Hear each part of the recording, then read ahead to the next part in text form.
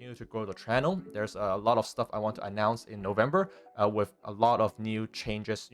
I hope to bring to the Hong Kong collecting, the ecosystem, right? Okay, now the second part of the video, and I prepared a treat for you guys tonight. So just sit back and relax and check out some of these beautiful slabs. And I'll try to keep it under 30 minutes to make things, as concise as I can. So in this part of the video, I want to showcase some of the categories of slabs that we can find in the hobby. And this is all designed by myself, and I have my cheat sheet over here. So we have already kind of quickly brushed upon on the first category of slabs, and those are called what I call the FOMOs. So these ones and the burger chews, they will fall under the FOMO category, the fear of missing out, because everybody's buying it, so you want to buy a copy. And then you might have bought it. It's kind of like buying GameStop at $400, back in the COVID days, and then now GameStop is sitting at like $25 a share, and you're a ton of bag holders. Please don't do that, and please don't go crazy because you might lose your shirt if you keep on buying slabs I categorize as FOMO category.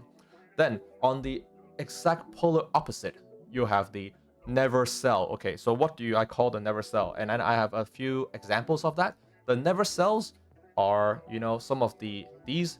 I pulled this Charizard by myself, and it's very, very unlikely I will ever sell such a beautiful copy. Unfortunately, because a little bit of off-centering, it did not get a 10. But for me, this is like, I already put it at something that is going to be permanently in my personal collection. And there are some stuff, I should start blocking there. Some stuff are so low pop, you just, this is an, oh, actually, forget it. I'll just show you guys in all of its glory. So some slabs are just really, really special and in gem mint condition. This is like pop 125 or something. Yeah, so it's something that I will just always hold on to. And because of the uniqueness of the artwork, it's not very common for Pokemon to release a card that shows all the starters and also the Pikachu. Yeah, and super low pop in PSA 10 is just something that I won't move, right? All right, this one I'll try to remove. How do I block this? But basically, okay, let's just show like this way. And other things that I will never sell are maybe, slabs that hold special meaning in your life and you got it autographed, or, this slab was my first time meeting Mitsuhiro Arita-san.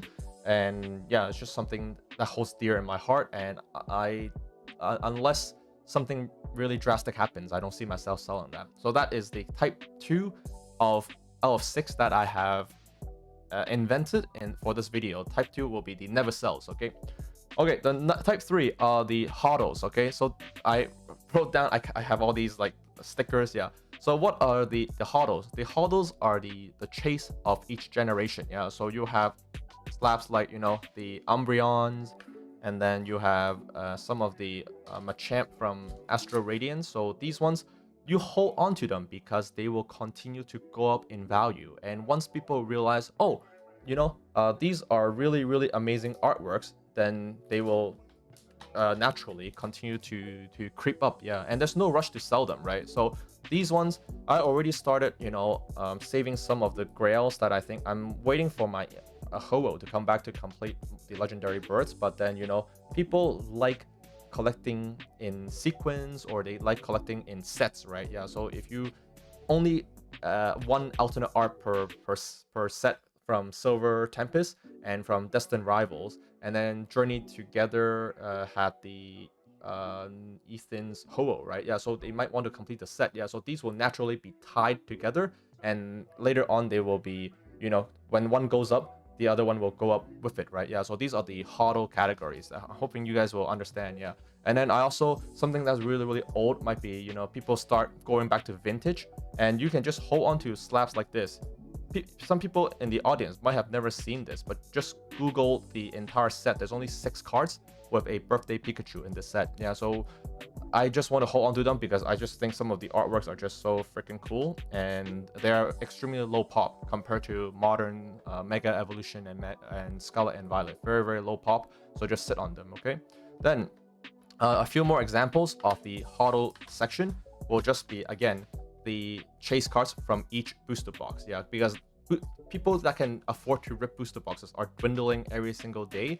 the price are going up, these are getting rarer and rarer. Yeah, and later on when people want to complete an entire alternate art set, they will need to pay a pretty penny for these slabs. Yeah, and I'm not trying to tell you guys to, oh, you guys need to poach on these poor collectors or whatever. No, but this is also my personal collection as well, and I know the price will continue to go up. So why will I short sell myself, right?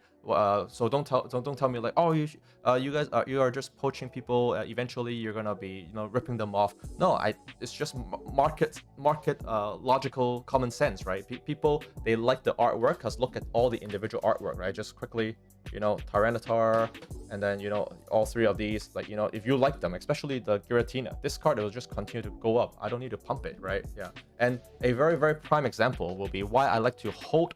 I also categorize the Van Gogh to be the hold category. Yeah, they will do pretty well next year, I think so. Right now, if your financial position allows you to, or you can trade up to a Van Gogh, I will actually I will just I have a lot of Van Goghs. So what else? Take a pause. I have some Sun and Moon that I want to show you, so give me 1 second. Another card that is just you don't really see very often is the, let's see here, Fan Club EV promo. Extremely low pop, and it's just something that is in the never sell category because yeah, it's just self-explanatory. Some cards, some slabs is just permanently in the personal collection. Yeah. Okay, thanks for waiting, guys. Got some slabs out of the case, and the reason why the majority of my slabs fall under the HODL category is because you really have no rush to sell these slabs. So look at some of the Sun and Moon, and the reason why I am so convinced and so a firm believer of this strategy is because it's worked in the past. So this EV, very low pop. The Lovebirds, when I started collecting again, these were like $600 to $800 for a PSA 10. So just go eBay the price now. And then I paid around $500 to $600 for a Gengar Mimikyu, and they will just age because there's no way a chase card from a previous era such as Sun and Moon is going to cost less than the chase card from a Sword and Shield or Scarlet and Violet, right? So if you guys are long-term in it for the long run, long-term investor, collector, just hold on to them, and then they will eventually, and the artwork is spectacular. Every era has a uniqueness to it, like look at the Gardevoir and Sylveon. You can't really find this kind of artwork, nor can you find this kind of artwork in Sword and Shield. Yeah, so they are unique, and tag teams is an absolute banger of a concept and a really good set to collect. So these are my HODL categories. Yeah, so that's the third type of slabs that I have created.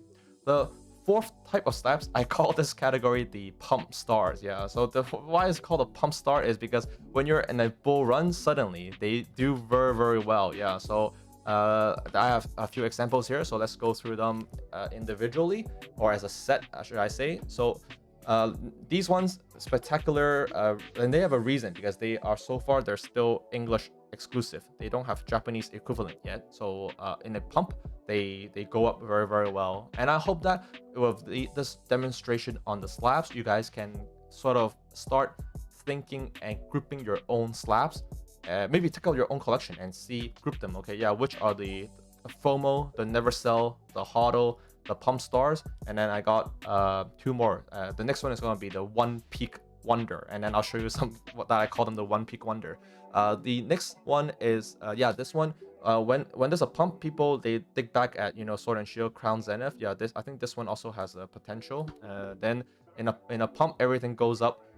These ones are pretty safe bets. Yeah, so these are actually the pump stars. Actually, tip of the day, these are the ones that you should sell and flip for profit when everything is at the top. Yeah, like whereas the HODL section, like these ones, you really gotta be careful. If you sell these ones or the tag team, you gotta think it thoroughly. But then if in the pump star section, remember these ones, they pump a lot. Yeah, and not to undermine any of these slabs. I love every single slab that I have, but I'm just saying that the reason I am inspired to make this video is because I want to try gripping my slabs and also try to enjoy them. And actually, these slabs, they are not fixed. It's a very dynamic situation. These can become the hodl. These can also become the never sells. What is for me a pump star category that I will try to sell when they rise in value can be a never sell for you, and it also can change for me too. So like a Melodic, I love the Pokemon Melodic, and these artwork will, this in the future will be a $1,000 card, no doubt, because when people recognize how beautiful the artwork is, and if you like, the Phoebus fans, then once the SV era ages some more, this is going to become the next Giratina, the next, Blaziken, the next, the chase cards. Yeah, so these are kind of being slept on in a way. Yeah, so pump stars. Yeah, and they are very susceptible to the market sentiments. Yeah, and what I mean by that is when the market is bullish, they will rise very, very quickly, but then can also drop equally quickly. Yeah, that's why there's like a little bit of a pump and dump association with these slabs, in my opinion. And these are just examples. It's not written in black and white. I'm just telling you the reason. Some people might dislike, oh, why do you bring these two up? Well, it's because they came from the Hidden Fates ETB, very, very high pop, and this one was from the tin can. Yeah, so they are a high population. So there's when you have a high population, you are competing with a very diverse group of sellers, right? Some people, they don't see these as grails. They might be willing to sell them and undercut you, right? So they will impact the price more. Whereas people who buy these things, the Lovebirds and the Gengars, yeah, they are not in it for a quick profit. They are truly their holy grail in the collection, right? So they're not going to sell them very easily. So these prices are very, very stable and low population, so they just tend to be a steady growth to the moon. Yeah, so that's my rationale behind this whole thing. All right, so we have two more to go, and next one, if you guys are enjoying the video and the way that I've been naming these slabs, just let me know in the comments and whether or not you think they are applicable to your own collection, right? Okay, so we have two more. We're moving on to the one peak wonders. Yeah, so these are the slabs that, oh, this is exclusive. Yeah, and freaking it was in Viridian City overlooking the Pokemart and in the Viridian City Gym house, and yeah, that's where you can catch the Meow, blah blah blah. And I bought this slab for $80 before people started buying in, and I really, really like it. Fun fact, some people, they might not know, it's actually a set, so you actually have the Wooper. Is that the Wooper? The Paldean Wooper. This completes a set. So I have I think a sequential right there, and yeah, I really like the artwork, but it's a one peak wonder because I don't think it will. I won't say never say. I'll say never say never, but it's gonna be tough for this to go back to the peak that I hit in the short term. But still, I really, really love this artwork. Don't get me wrong, I really, really love this. I bought copies of them before people even started talking about it. The next one peak wonder, unfortunately, is a card that I bought many, many copies of, and it's the Terrestrial Umbreon. And again, I think it's slowly going up now. So is it really a one peak wonder? That maybe deserves a discussion. But I still think it's a nice artwork. But yeah, what are the prices doing? Let me know in the comment section. Yeah, but this is an example of something that has peaked way too quickly, and then it fell down by a lot. In terms of percentage, yeah. And then another one peak wonder is like, these cards also peaked a lot in back in June of 2023 during the waifu craze, because of the, if you guys don't know, it's because of the Lily. And then these things, like, they shot up to like $300-$400, and I didn't sell them, and then now they're going for maybe a fraction of these. Yeah, so these are the one peak wonder slabs. They shoot up, and then there's like and then they like, yeah, it's just, yeah, kind of sad now that I think about it. Okay, the last category of slabs in my collection. So we've gone through, we have FOMO, the Never Sell, the HODL, the Pump Stars, the One Peak Wonder, and the last one is either you can call them the Eternals because they'll sit eternally in your collection and you can't really move them unless you like sell them at like 50 or 60% market, or you can call them the Forgotten. And then these are the cards that were, they used to be pretty hot. And then yeah, now they're just kind of like hard to move. Yeah, well, not this one, guys. This one, it might be a bad example because this Mew is actually really good. So let's just maybe say hi to the Mew that's been in my drawer for a while. Blow off the dust. But then yeah, these ones are, if you, yeah, I don't know if these ones will ever pump. Yeah, but was there a phase when Radiant Slabs actually went up momentarily, and are they doing pretty well right now? I don't know, but these seem to be, you know, gonna be sitting in my suitcases for years to come. Yeah, and then actually these ones, they shouldn't be in the Eternals, but I just gonna showcase them anyway. Yeah, these ones are the non true alternate art versions of Sun and Moon. Yeah, so these ones, some people might actually really like them, but they've been sitting in my collection for a while, so I just call them the Eternals. Yeah, okay. So guys, thank you very much for sticking all the way to the end. If you guys have liked the Pokemon content, please comment, like, and subscribe. And in the next video, I will be back in a few days and hopefully do more Pokemon analysis then. Yeah, stay safe out there and happy collecting. See you in the next one. Bye bye.